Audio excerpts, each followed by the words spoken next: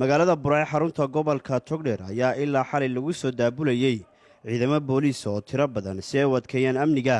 safarka imaatinka Gaboose ee magaalada Burco hase yeeshee dhalinyaro tiro badan oo godoosan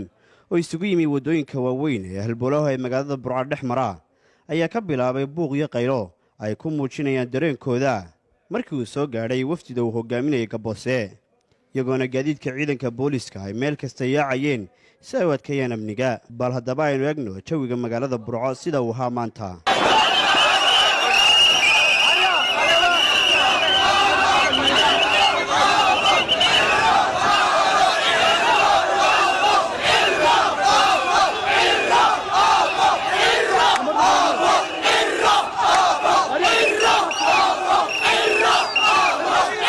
qaar ka mid ah dhalinyarada mudaharaadka sameeyay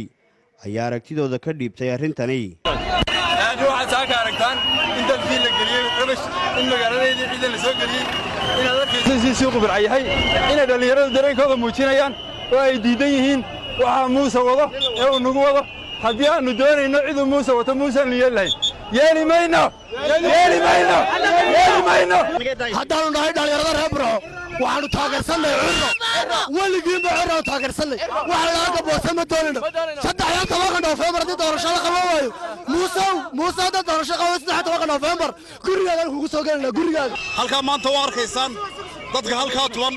waa reer Burco oo aan cid u maqnayn way soo baxeen dhalinyaro caruur haween odayaal ganacsato waxay ka soo horjeedaan sharci darrada la wado iyo ururka leeyahay la soo dhaweynayaa waxa halka kabla taagayo iyo waxa siiri baxaya iyo soo lagu qalnay warkaysaan maanta dalkii sharciga gacanta lagu qaatay ninka madaxweynaha sharciga buu laabay wuxuu ka tagay dawladnimadii wuxuu ku shaqeynayaa wax isaga u dara waa arkaysaan ummadii Burco maanta waxaan leenahay ummadda khasab laguma maamuli karo waxaana doonaan laguma khasbi karo ummadda waa arkaysaan waxaanan jecelay anu aan niyadeeda ka keenay inuu rajada shacabku wadaniyay waa Muuse dadku waxay ku midaysan yihiin waxay la xeerinaya haduu garan waayo waa ragnimada la isla soo jiri ninkii xarri jiray oo xarri kiistaagi jiray oo istaagay waxa maanta halkan aan ku suganahay waa magaalada Burco dadka aad arkaysaan waxay taageero u yihiin jamaahiirta caraysan astaantoodii ay sitaan calanka ay sitaan xisbiga wadani madaxweynaha muddada yaraayo Xasan dhowr iyo 30 cashi waxaanu leenahay war ha kalaama seegin war dalka burburka ka daa war substationada France ka daa war ummadana dabada ka riixaysa ka daa waxaanu leenahay ku soo noqo sharciga dalka u yaala cidii ku dooni mayso waxaan u sheegaynaa maanta Burco magaceedii bay qortay magaca Burco maanta waa xisbiga wadani dadka maanta halkaas ugu yimid waa dadka soo horjeeda ururadan gacan ku rimiska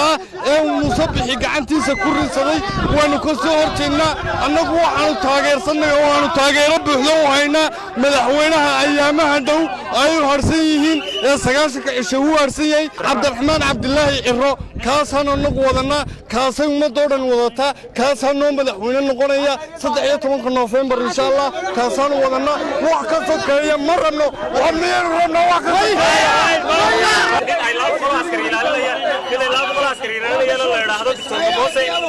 saacada laga bilaabo anaguna kuma kalsoonin waxaan nahay taageerayaasha xisbiga rajada shacabka ayaanu nahay Dr. Gaboose ma 200 askari oo hay'ado ku ilaalinaya wax ku taraya maanta 200 askari waxba ku tarimayaan 200 askari Burco ku dhex marin maayaan Shaakir Cabdiraxmaan Axmed telefishinka Saab Burco